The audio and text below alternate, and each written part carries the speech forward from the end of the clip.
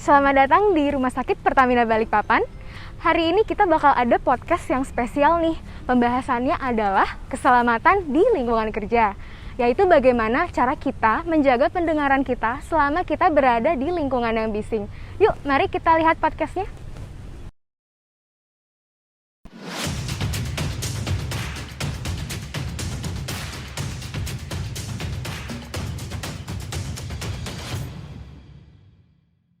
Assalamualaikum warahmatullahi wabarakatuh, sahabat RSPB. Terima kasih banyak Dinda. Hari ini perkenalkan saya Muhammad Reza Ditya dari RSPB sebagai dokter di sini akan membawa acara ini podcast dari RSPB yang berjudul Kebisingan di Tempat Kerja. Sudah hadir di antara kita semua para ahli-ahli yang berkaitan dengan hal ini. Pertama, kita perkenalkan Dr. Nuri Purwito Adi, Magister Kesehatan Kerja, Spesialis Okupasi sebagai dokter penanggung jawab spesialis okupasi di RSPB Balikpapan, dan Dr. Alisian, spesialis THT KL di RSPB sebagai penanggung jawab di Poli THT. Terima kasih banyak dokter atas waktunya. Terima kasih. Untuk podcast hari ini akan saya mulai sedikit mengenai kebisingan di tempat kerja. Apakah itu kebisingan di tempat kerja itu biasanya didapatkan oleh pekerja karena tempat kerjanya sendiri itu memang mengandung kebisingan atau suara yang berisik lah bahasa awamnya. Nah, permasalahan yang ada yang muncul adalah kondisi-kondisi gangguan kesehatan yang dialami pekerja tersebut yang nantinya datang nih biasanya ke poli THT atau ke dokter-dokter umum, itu ada gangguan seperti kok ada gangguan bising atau kadang-kadang tidak dideteksi waktu pemeriksaan sehari-hari saja gitu, atau pemeriksaan medical check up biasanya kalau pekerja ya dok. Nah, ini kita mau bahas ini pada ahli-ahli ini bagaimana cara pertama pencegahan kondisi tersebut agar tidak menjadi gangguan kesehatan, dan jika memang sudah terjadi seperti itu lalu apa yang harus dilakukan seperti itu. Oke, kita langsung mulai saja dokter. Jadi mungkin pertama kita akan menuju ke dokter Nuri karena ini ahlinya kesehatan kerja perusahaan. Nah ini yang memang sudah menguasai betul gitu dok mengenai bisingnya dok. Pertama dok, awam saja lah kita. Sebenarnya kebisingan tuh apa sih dok di tempat kerja khususnya dok? Mungkin dokter bisa sedikit menjelaskan gitu dok.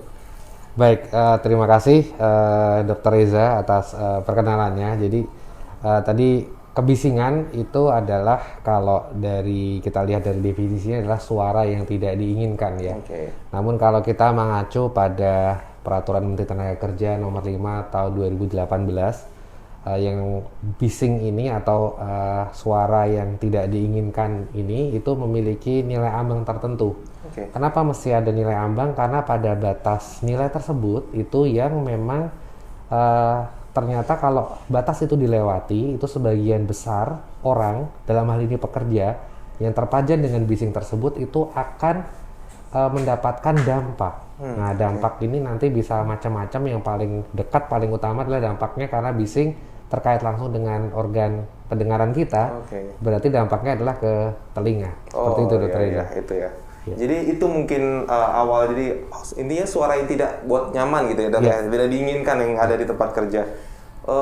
Itu apa dok? Jadi kayak seperti suara dentuman keras kah, atau suara yang seperti suara gerinda yang terus menerus atau gimana? Itu apakah ada perbedaan dari itu situ? Ya, jadi ada macam-macam lagi jenis bising itu sendiri. Ada memang bising yang terus-menerus, seperti suara mesin begitu ya, suara mesin generator biasanya di tempat kerja, atau mungkin bising yang eksplosif ya, sesekali seperti suara ledakan, misalnya tentara kita ada ledakan, atau mungkin pada saat pemasangan tiang pancang ya, yang pada saat dia memukul ke tanah itu ada suara begitu ya. Atau yang memang ya tidak beraturan, jadi di unit konstruksi misalnya ada suara berbagai alat, gerindanya jalan, kemudian ada suara mesin las segala macam. Jadi memang ada berbagai jenis, tapi kesemuanya itu di mana suaranya tadi melebihi nilai ambang ya sudah dimasuk dalam kategori bising yang bisa mengganggu dok. Oke, baik dok. Lalu sebenarnya tadi kita sudah juga dapatkan ya dok, tempat kerja mana saja sih kemungkinan yang akan terkena kebisingan ini. Tadi sudah dijelaskan, contohnya misalnya tentara, bahkan sampai pekerja konstruksi dalam tanda kutip tukang bangunan, kuli bangunan itu berdampak sekali, berpotensi berdampak gangguan karena kebisingan ya dok. Lalu baik dari pekerja ataupun pemberi kerja dok, apa sih yang harus bisa dilakukan dok jika ternyata mungkin di tempat kerja saya ini ada kebisingan nih gitu. Apa yang bisa dilakukan si pekerja dan pemberi kerja dok? Baik, jadi apabila memang di tempat kerja kita ya itu terdeteksi adanya kebisingan, mungkin ada dua hal. Tadi kalau saya bicara selalu terkait dengan nilai ambang. Jadi kan kalau begitu artinya perusahaan tersebut memang diamanahkan untuk melakukan pengukuran sehingga mengetahui nilai ambangnya. Namun pada satu kondisi di mana mungkin perusahaannya belum melakukan pengukuran terhadap kebisingan di tempat kerja tersebut ya, itu bisa melihat secara kualitatif, misalnya itu dengan apakah pada saat kita berada di area tempat kerja itu kita pada saat bercakap-cakap dengan tempat atau rekan kita itu harus berteriak. Jadi kesannya kita harus ada effort lebih untuk bercakap-cakap. Nah itu semacam indikasi ya secara kualitatif di mana mungkin batas nilai ambang di tempat tersebut itu sudah melebihi nilai ambang yang seharusnya paling tidak untuk bekerja selama 8 jam. Betul. Nah mungkin dengan seperti itu seyogyanya kalau perusahaan itu suatu perusahaan formal ya itu mandat dari pemerintah memang si perusahaannya harus melakukan pengukuran kadar kebisingan dan membuat semacam pemetaan, karena dari situ nanti dia akan tahu nih, di area ini bisingnya tinggi sekali, jadi hanya pekerja tertentu saja yang boleh masuk, dan kalau masuk harus menggunakan alat pelindung diri yang memadai seperti itu. Karena alat pelindung diri itu misalnya setiap ada bising harus menggunakan apa yang dimasukkan ke telinga ya, istilahnya mungkin earplug gitu. Belum tentu seperti itu, karena mungkin pada intensitas tertentu perlu menggunakan yang harus diletakkan earmuff seperti itu. Jadi itu tergantung dari intensitasnya seperti apa. Jadi tadi apa yang harus dilakukan berarti harus melakukan pengukuran kebisingan, melakukan pemetaan ya, dan berarti menyediakan alat pelindung diri. Dan yang penting lagi, yang ini mungkin perlu untuk disadari, harus melakukan pemeriksaan kesehatan. Karena kita harus mengantisipasi jangan sampai gangguan kesehatannya itu nanti timbul sudah tahap yang lanjut begitu ya dok ya. Jadi kita harus bisa mendeteksi secara dini, paling tidak setiap tahun sekali harus melakukan pemeriksaan fungsi pendengaran. Nanti dengan dokter spesialis THT yang akan lebih jauh menceritakan pemeriksaannya seperti apa. Begitu Dr. Reza. Baik Dr. Nuri. Jadi memang beberapa pemeriksaan yang harus dilakukan itu dari pemeriksaan di tempat kerjanya dan di pekerjanya gitu ya. Intinya seperti itu. Dan saya pernah dengar dok ada yang namanya 7 langkah program konservasi pendengaran di tempat kerja. Jadi apakah itu yang dimaksudkan itu secara keseluruhan ya dok ya? Baik. Betul. Jadi memang secara program yang diamanahkan oleh Badan Kesehatan Dunia pada saat ada pekerja yang terpajang di tempat bising, perusahaan tersebut mesti membuat yang namanya program konservasi pendengaran tadi. Seperti itu ya. Jadi yang dibicarakan dokter tadi mulai dari identifikasi tempat kerja, penilaian pengukuran lingkungan, audiometri, pemeriksaan berkala oleh dokter THT itu masuk 7 program tersebut ya dok ya. Betul, baik.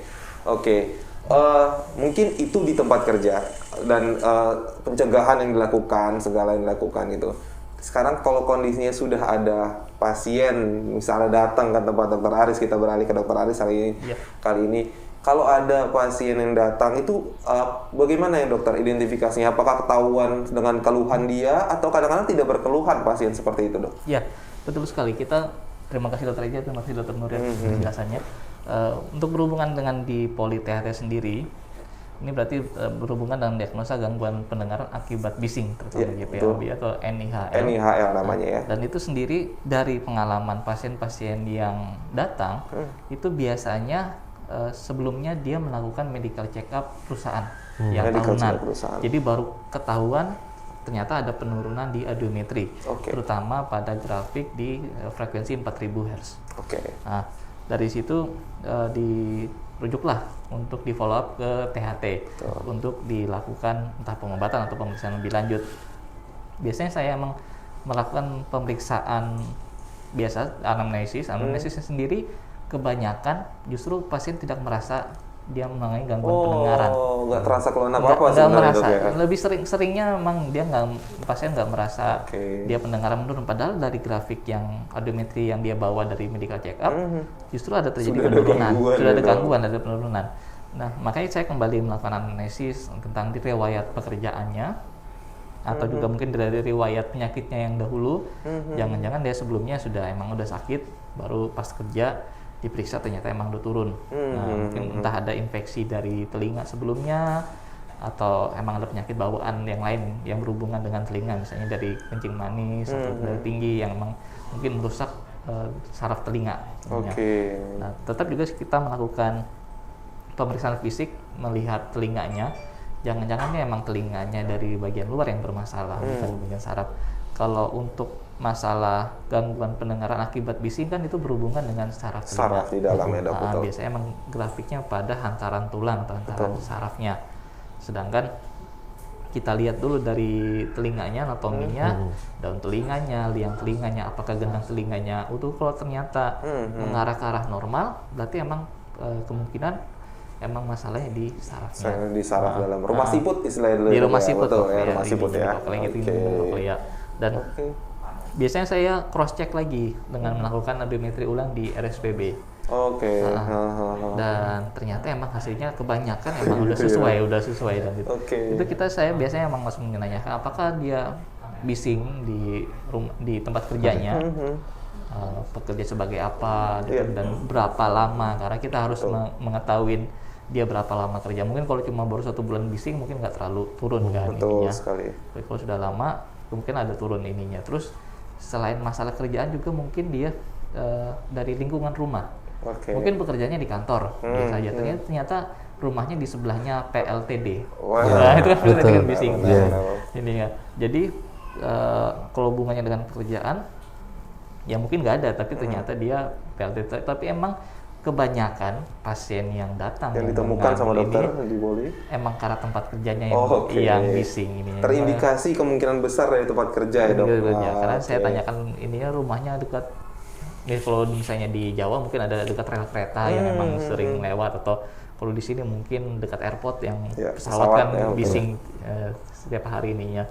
Tapi ternyata kebanyakan rumahnya ya biasa-biasa aja, gitu, nggak ada yang bising-bising dari sekitar rumah. Selain itu juga kita menanyakan apakah punya kebiasaan-kebiasaan yang berhubungan dengan musik. Jadi kayak apakah dia sering ke tempat klub malam yang suaranya nyaring, terus juga menggunakan headset yang saat ini lagi banyak ininya. Karena itu juga memberikan grafik yang hampir sama dengan yang gangguan bising, karena emang sama-sama pada frekuensi tinggi dan gangguan desibelnya juga tinggi juga nyaringnya. Nah, itu yang harus kita cari tahu secara menyeluruh. Jangan langsung kita bilang ini akibat kerja. Mungkin karena bising, gangguan pendengaran akibat bising, tapi apakah bisingnya dari tempat kerja apa enggak, itu kan nanti ini menarik implikasi besar ya. Betul. Setelah pemeriksaan audiometri, nah emang rata-rata saya udah memberikan obat. Obatnya untuk, apa? Biasanya kayak neurotropik, jadi emang yang karena bermasalah di bagian sarafnya, grafiknya juga menunjukkan grafik tulangnya bone-nya emang turun. Ya saya kasih obat neurotropik itu yang membuat ini sarafnya. Biasanya saya juga memberikan rekomendasi untuk mengulang audiometrinya. Mungkin setelah pengobatan 6 bulan untuk melihat. 6 bulan biasanya, Dok, ya. Sambil juga harus mengubah gaya hidupnya dia, entah mungkin yang dari pekerjaan tempat bisingnya dia mau harus dikasih rekomendasi ke kantornya untuk pindah tempat yang nggak bising, atau menggunakan yang tadi yang kayak dokter Nuri bilang, menggunakan earplug atau earmuff. Baik. Dan ini emang rata-rata karena dia sudah kena sarafnya, untuk balik 100% tuh susah. Udah nggak berkeluhan, tiba-tiba rusak, sulit balik juga ya, Dok. Karena emang yang turun kan di frekuensi tinggi, frekuensi 4000, bukan di area bicara kita. Jadi pasien emang normal aja frekuensi bicara gitu kita, ya, ngobrol mungkin masih dengar, tapi pas di area frekuensi tinggi ya ternyata turun sekali, dan itu harusnya lebih baik dideteksi lebih awal. Jadi kalau sudah tahu ada penurunan dari perusahaannya atau dari emang orangnya sendiri harus ada pencegahan supaya jangan lebih turun lagi. Baik. Kenapa kalau sampai akhirnya makin turun dengan obat-obatan juga sudah tidak bisa, tidak support lagi ya dok? tidak bisa support lagi, dan akhirnya lama-lama pendengar dia mulai merasa pendengarnya menurun, ya mau nggak mau harus pakai menggunakan alat bantu dengar. Alat bantu dengar jadinya malah jadi Untuk pilihan memperbaiki terakhir, ya, Dok? pendengarannya itu terakhir Benar, sekali benar, kita benar, kasih saran. Cuma kan kasihan sekali kalau dia harus pakai alat bantu dengar, Betul. udah pasti nanti mengganggu pekerjaannya dia. Oke. Dan membeli alatnya lagi harus ini. Iya. Gitu. Baik, terima kasih dokter Eres. Jadi tadi dokter bilang kalau ya, kita kan lagi fokus di gangguan karena pekerjaan gitu ya, gangguan bising karena gangguan ke pendengaran karena bising di tempat kerja. Artinya memang secara personal tadi dokter bilang menggunakan obat-obatan yang untuk menstimulasi sarafnya lagi agar menjadi lebih baik gitu ya.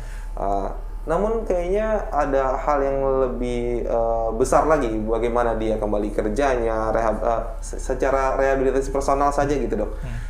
Sebelum kita kembali kerja dulu deh gitu, apa yang bisa dilakukan sama pasien tersebut untuk minimal tidak memperparah kondisinya gitu, untuk pada aktivitas sehari-hari saja dulu kita fokus ya gitu dok. Ya untuk sehari-hari tetap menjaga kesehatan telinga, jadi bisa jadi diperparah dengan misalnya infeksi telinga yang lain. Infeksi telinga lain.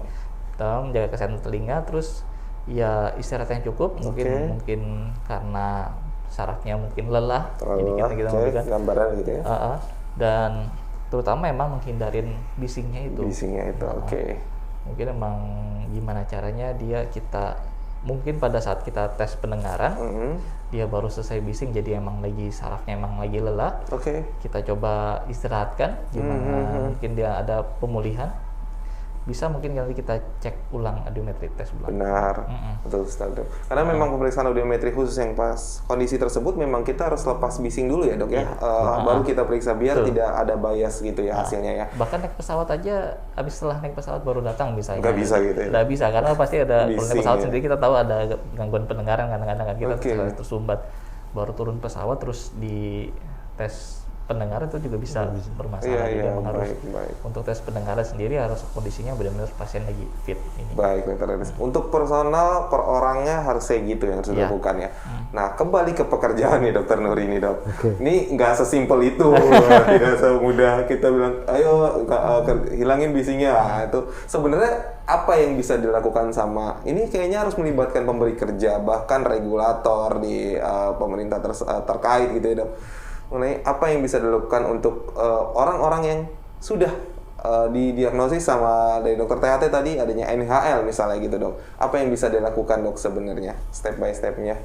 Baik, kalau memang untuk pasiennya yang sudah ada penurunan fungsi pendengaran, yang utama kita mesti melihat dulu terkait dengan tempat kerjanya. Jadi yang pasti kan dia pasti akan balik ke tempat kerja semula. Nah, kalau memang tempat kerjanya terpajan bising tadi seperti yang Dr. sampaikan, ya idealnya dia tidak bisa bekerja ke tempat itu lagi.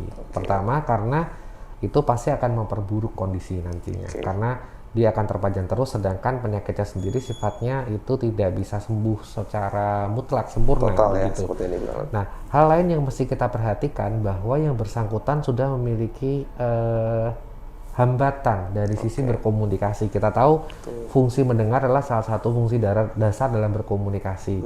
Sehingga kita harus memperhatikan tugasnya apakah itu sisi komunikasinya itu perlu dilakukan secara intens. Ya, jadi pada kondisi-kondisi di mana dia harus menggunakan fungsi pendengarannya, terutama bertanggung jawab terhadap kelangsungan orang banyak seperti dia sebagai operator alat, atau dia sebagai driver, atau dia sebagai crane operator misalnya, atau dia mungkin yang bertanggung jawab untuk kayak semacam petugas di operator di bandara itu ya.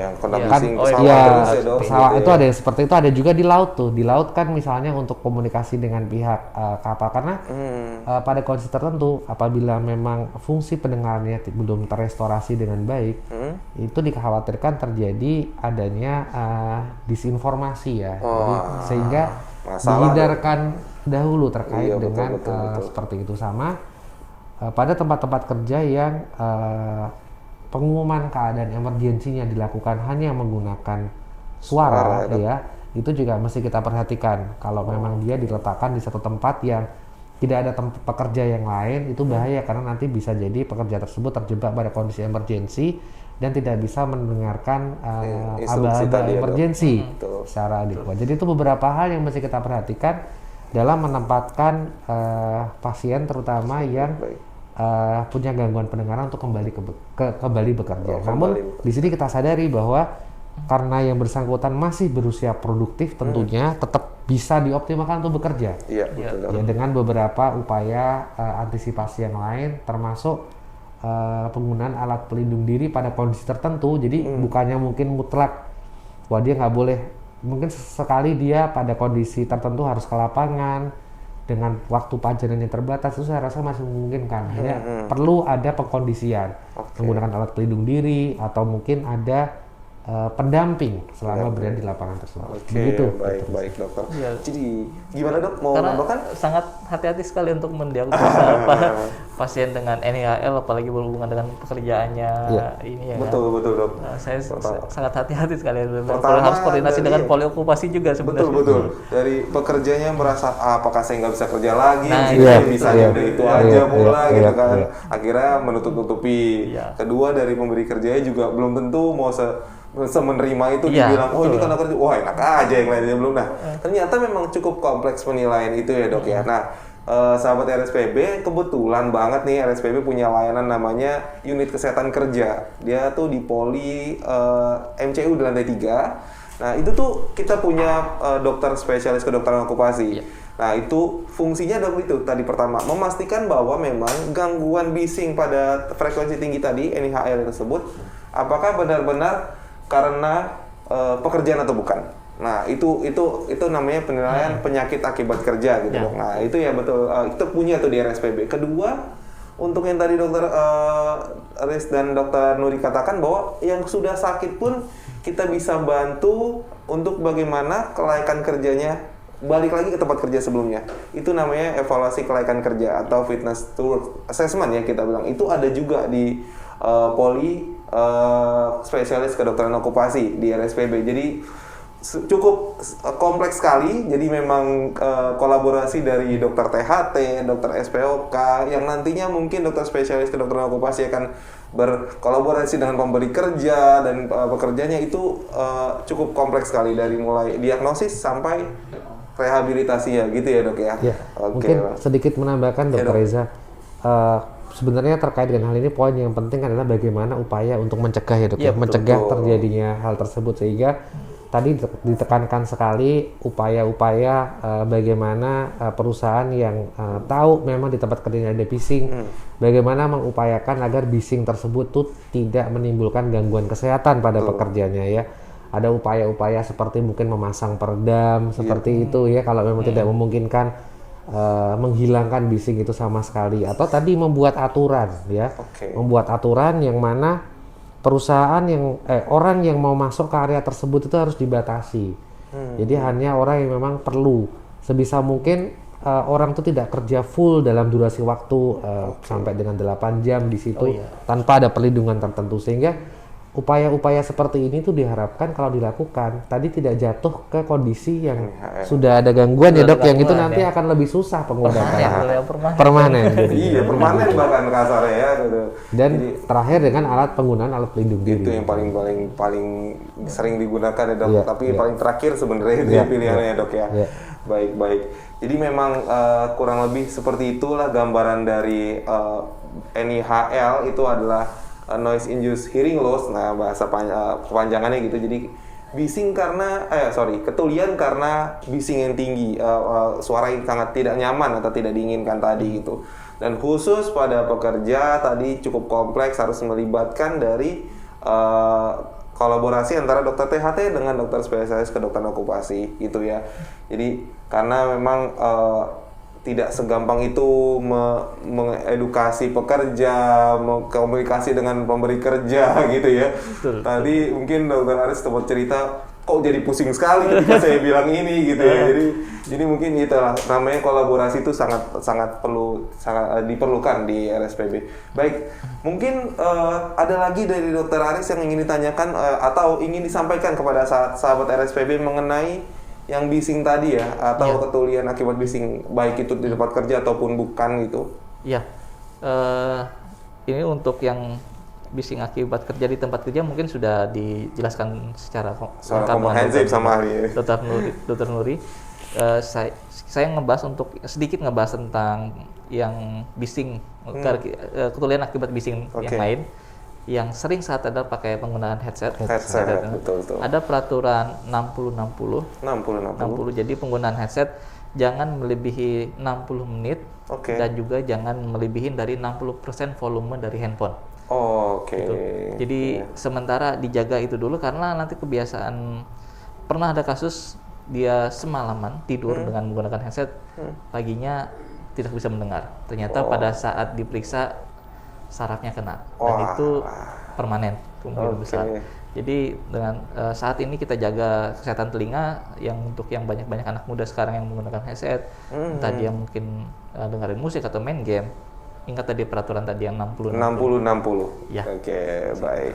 Terima kasih Dokter Aris mungkin sebagai statement akhirnya. Dari Dokter Nuri mungkin Dok, khusus pada pekerja atau pemberi kerja Dok, ada statement akhir yang untuk mengenai NIHL ini Dok, pada tempat kerja. Baik, tentunya kalau untuk tempat kerja itu sudah saya sampaikan ada upaya-upaya yang harus dilakukan, dan itu seyogianya tetap dilakukan sehingga pekerja terlindungi, baik itu mengupayakan untuk bisingnya itu dibatasi biar tidak terpapar langsung ke pekerja diberikan alat pelindung diri yang memadai, dan pekerjanya juga harus mengikuti apa yang sudah diamanahkan oleh perusahaan. Misalnya harus pakai alat pelindung diri, harus melakukan pemeriksaan kesehatan berkala, itu juga harus diikuti sehingga upaya ini pekerja juga tetap sehat dan tetap produktif bagi keluarganya juga. Baik, terima kasih Dok. Jadi 7 langkah HCP itu ya Dok, selain dari perusahaan harus ada, dari pemberi kerja harus nurut ya Dok. Iya.